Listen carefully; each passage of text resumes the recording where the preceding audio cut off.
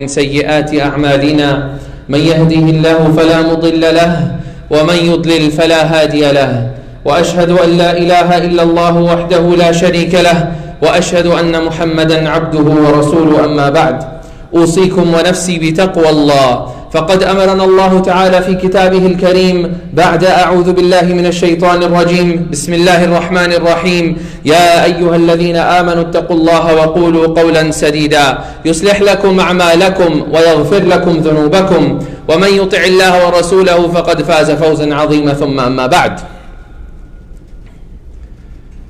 The year was 1258.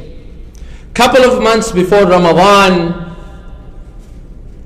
when the Mongols at that time, with their leader Hulaku Khan and the army general Katabgha, decided that they were going to invade the Muslim lands.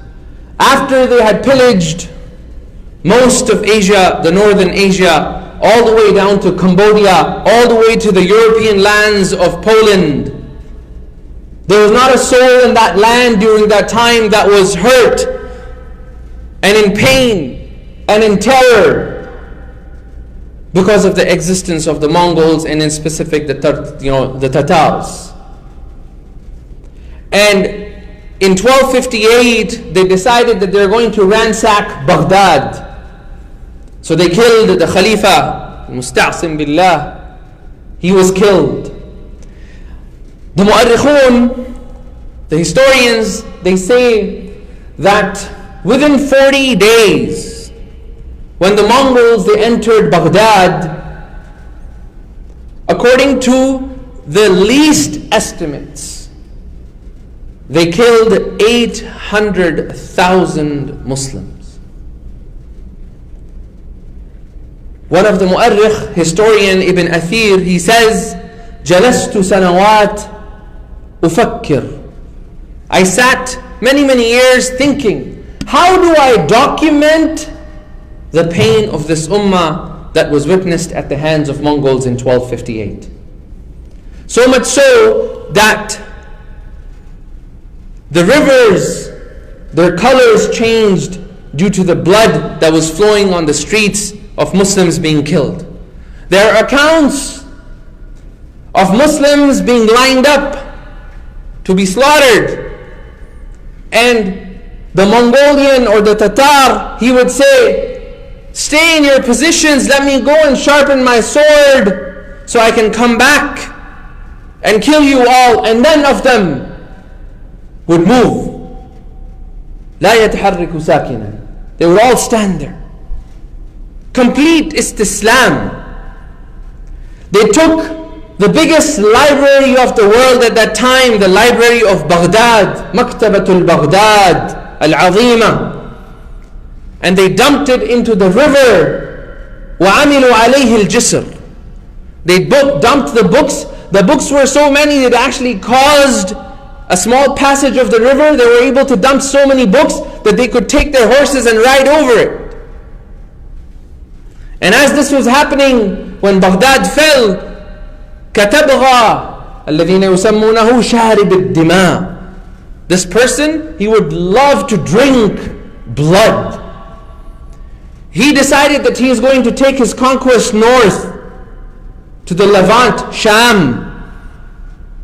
And at that time, the people of Dimashq of that time istaslamu وتحالفوا.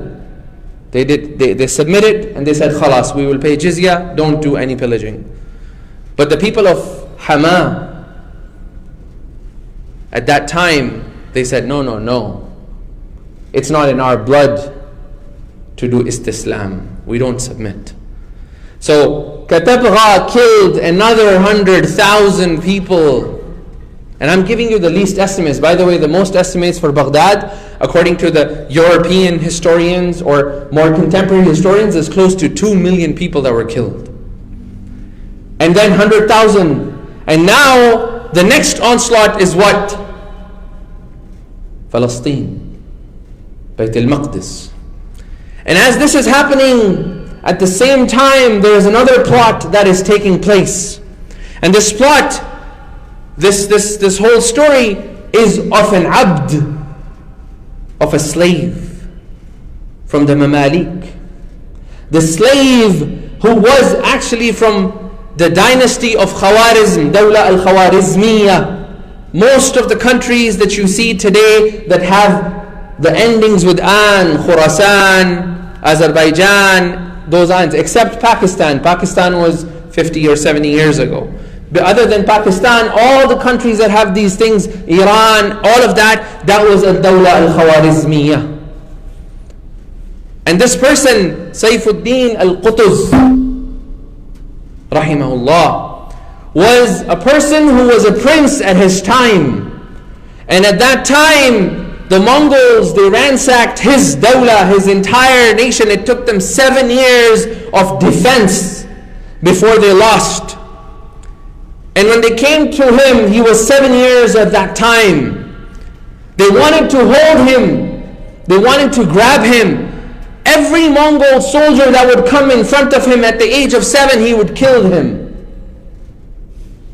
So you know what they said? They said, let's take this kid, it's going to be good sport for us. We will let our soldiers train with him. He seems to have a lot of rage inside of him. Let's take him.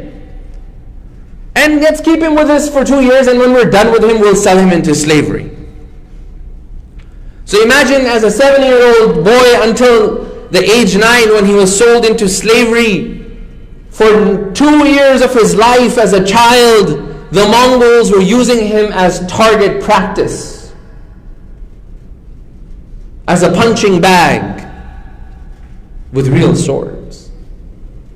And there came a time when, as he started growing in strength, the soldiers, the Mongols, the same Mongols that killed 1 million Muslims, the same Mongols, they were afraid of him so much that they called him the word Qutuz.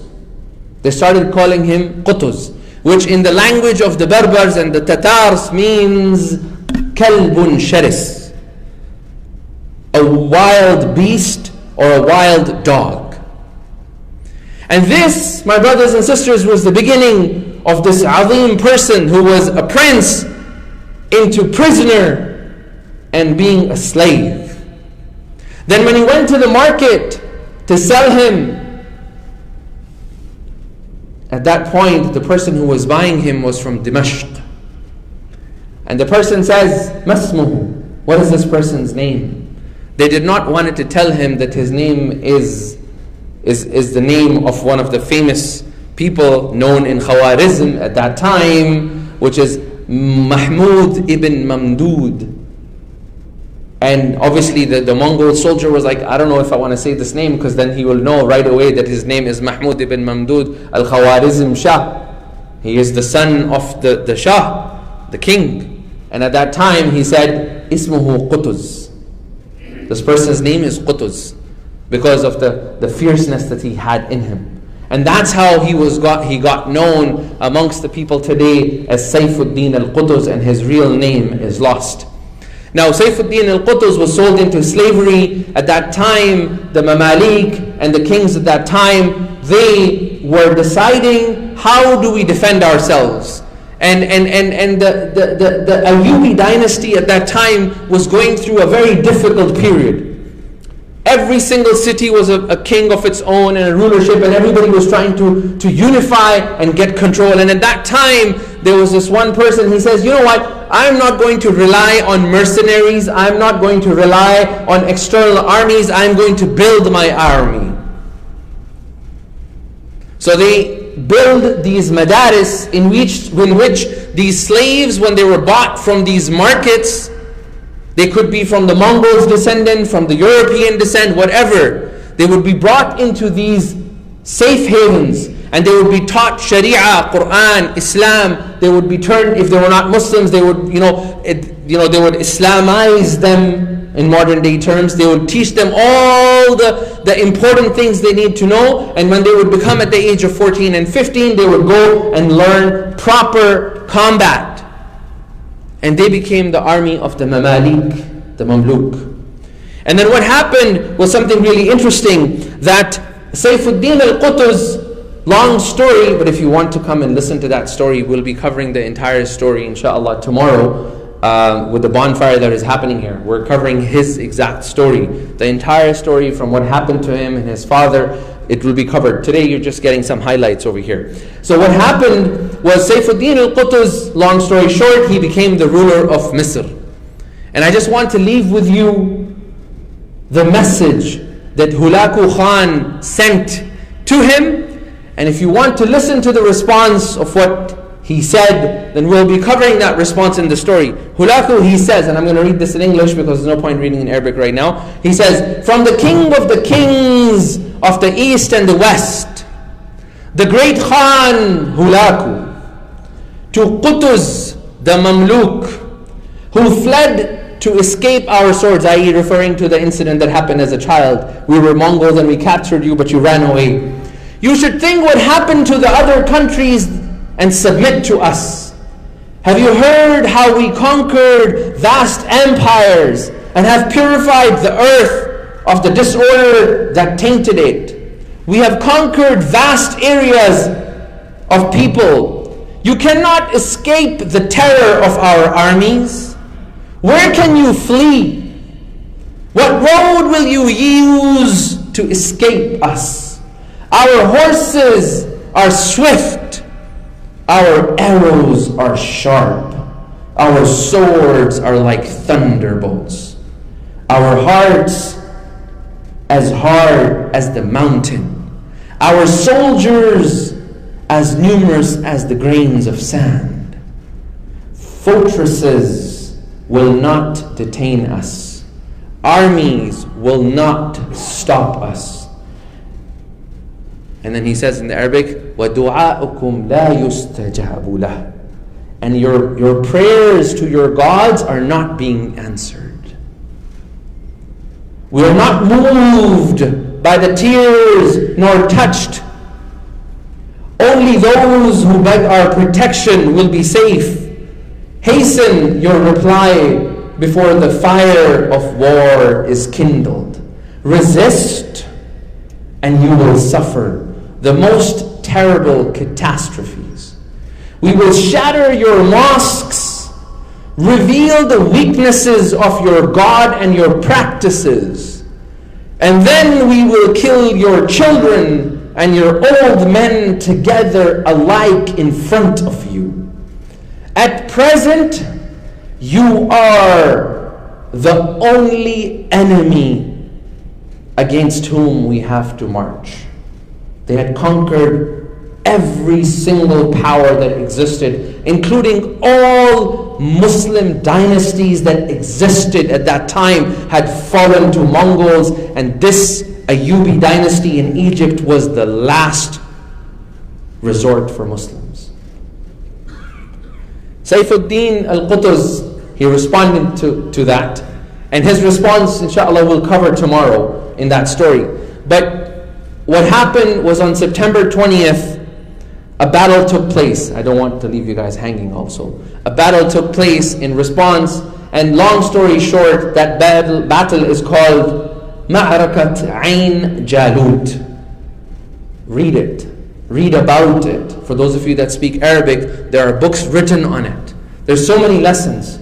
But the summary of that is, this is the first time when the Mongols, they came together from all parts, 50,000 of them. And they said, we're going to end Islam forever. And then Saifuddin al-Qutuz comes out and marches with an army of estimates 14,000, according to Wikipedia. The estimates of the Muslim books say a lot far less. You know, they're saying around 7,000 to 8,000, a good number. And they went into a battle between the Tal'at Khalil in Palestine. There's this mountain of Khalil and Nablus. There are two mountains and there's a valley. In that valley of Ain Jalut is where the battle took place. The summary of the battle, if you go and read on Wikipedia, it says catastrophes, Muslim this many number, Mongols entire army. Saifuddin al-Qutuz did not leave a single person alive. from the Mongols. Not only that, for the next month, he carried on his conquest and he freed Sham from the shackles of Mongols until they were forced to retreat all the way to Bukhara. And the point of all of this story today is one. At that time, Islam, anhar al-Islam. People were like, khalas, Islam is done. Baghdad has fallen, Sham has fallen. What do we have left?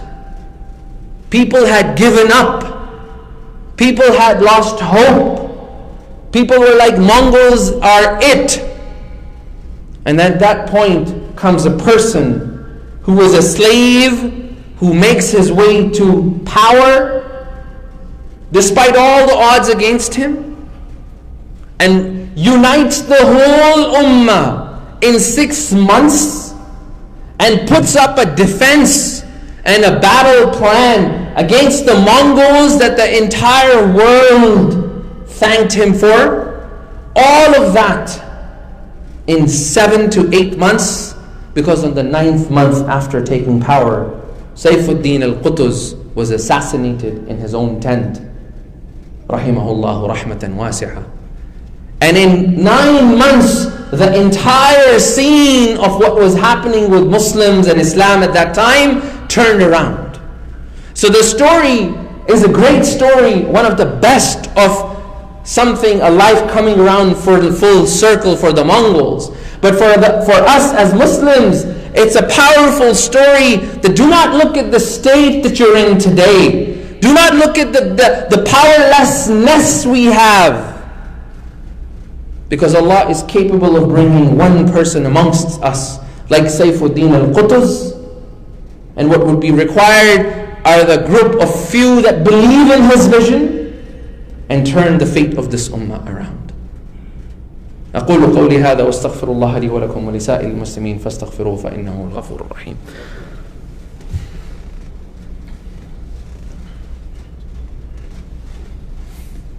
بسم الله والحمد لله والصلاة والسلام على نبينا بسم الله والحمد لله والصلاة والسلام على من لا نبي بعده.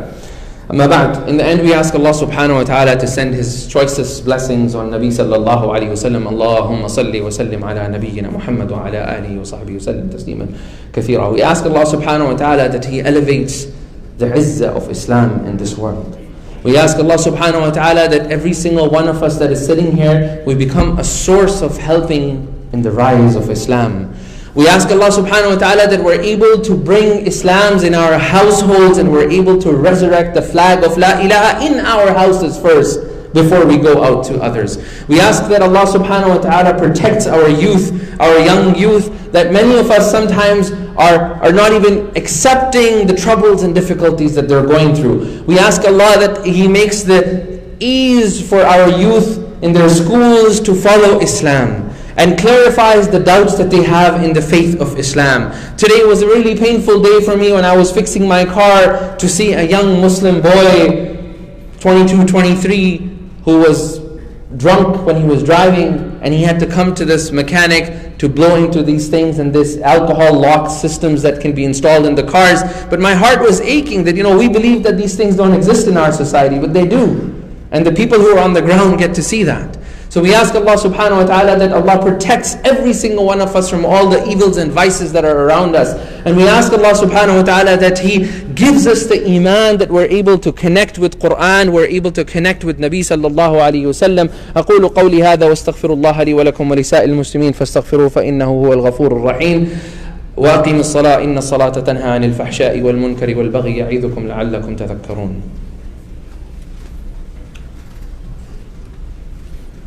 الله أكبر أشهد أن لا إله إلا الله أشهد أن محمدا رسول الله حي على الصلاة حي